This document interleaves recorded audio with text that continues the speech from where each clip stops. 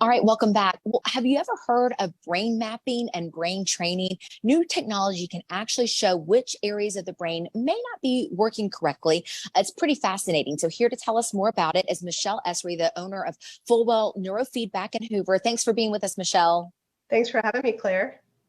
All right, so first of all, what is brain mapping and what is brain training? That is a very good question.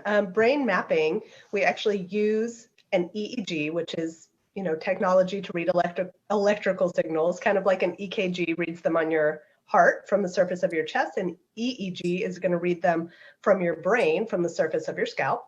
And we're going to get a picture or a snapshot of the electrical activity in your brain. Brain training is then what we do with that information. We can take that information and we can use real-time feedback, right? We can put an individual sensor in a spot, and when we see what's happening there, we can help train your brain by encouraging it in a new direction, offering it rewards when it's doing what we ask to help build neuroplasticity. So it's like physical therapy for your brain. So we can map the brain and see what's happening, or we can train the brain and do basically a physical therapy or exercise for your brain. I love that. So I have a graphic talking about some of the benefits of brain training. Talk about what people can get out of this brain training.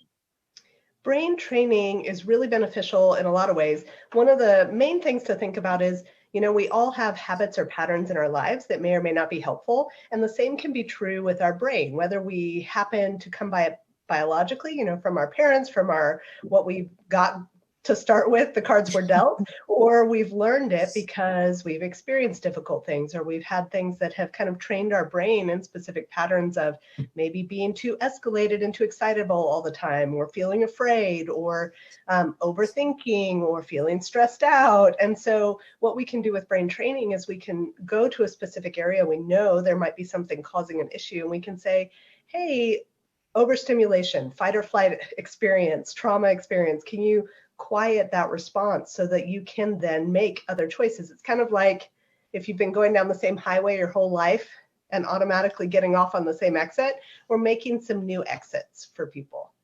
Okay. And on this graphic, so this can even help with being focused, reducing anxiety, better digestive health, even.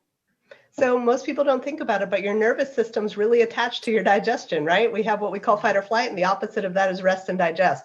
If you're up here and anxious, your body can't focus on the rest and digest. So helping your nervous system be healthier is going to help your digestive system be healthier. Improve sleep, reduced anxiety, better focus. Those are all things that we can see as benefit.